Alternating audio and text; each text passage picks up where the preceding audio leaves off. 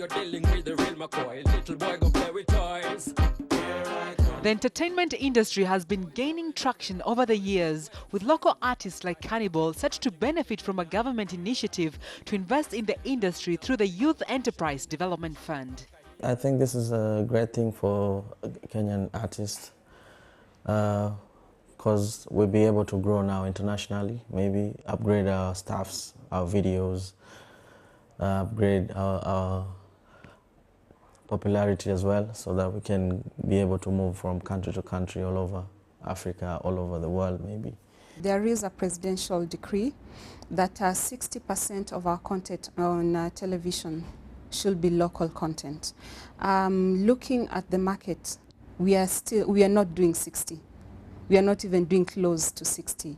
And the reason behind thinking towards coming up with a product for the music industry is basically to make sure we promote this particular content. And apart from that, you cannot separate youth from sports and entertainment. So if we are able to capture them at the point where they enjoy doing something, then that definitely will have an economic impact. Other than piracy, which is a persistent concern, the government is investing approximately 300 million shillings in a fund which will go towards production of content by local artists. This has been brought about because the cost of production is too high. And the reason why we are bringing in interventions that can help young people venture into these activities is so that the cost of production can be brought down. Because if the cost is low, then it means they will be able to channel out their productions at an accessible price, and they will sell.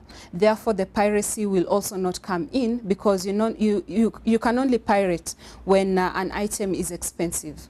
But if it's affordable, then there'll be no reason for piracy. The biggest challenge is when an artist wants to launch maybe an album.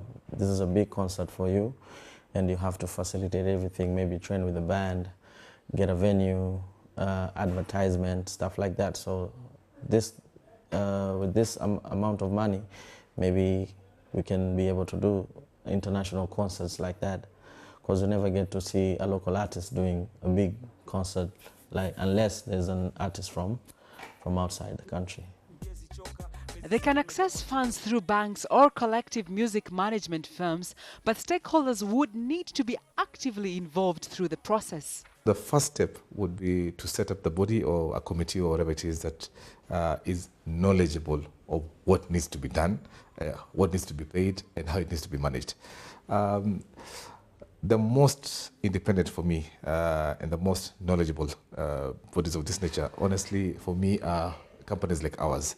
And there are several. There are about 2 other companies that do the kind of work that we do. And these are collective management organizations.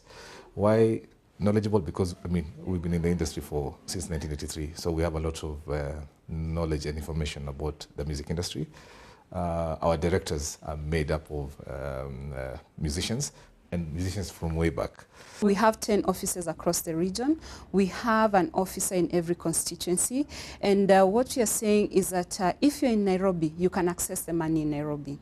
But again, because this, as we are channeling it out, it will have to go through a pilot phase, because we need to understand how the industry expects this product to work. And what we will do initially is we are likely to call for the proposals, and allow everyone across the country to do this. And we will have an advisory committee sit to deliberate and to assess those proposals. Because when you think of 300 million, it's very little money for this industry. It's very little money. When you're thinking of, in terms of accountability, then we as an institution at the head office, together with our regional officers and the constituency officers, we are all accountable to the public.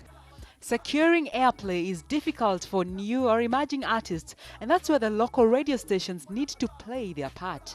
In the past, we've had quite a bit of talent coming through, with the young guys, but they've always had a challenge in terms of they're not able to afford, for instance, studio time, so they're not able to put their material out there.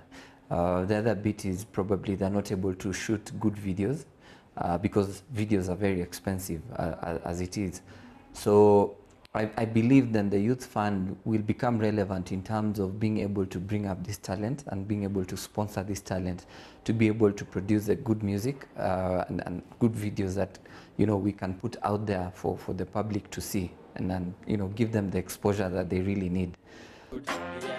It's a long-term strategy to create youth employment, which will in turn hopefully contribute to the country's GDP. The more music we have, the more money the economy can generate. One, even through exporting the music. Exporting in the sense that other countries would listen to the music. If it's good quality music, there's more demand for it. And of course, foreign exchange now becomes higher. And here, foreign exchange in the sense of royalties, because when a song plays in the UK sends us money. So we're basically going to earn money from other countries if we have good music. In Kenya, it makes it more vibrant. The music industry becomes more vibrant, and therefore the economy becomes more vibrant. Why? Because more songs are being produced, better songs are being produced. You can even have more local content, and that I think is good for the economy.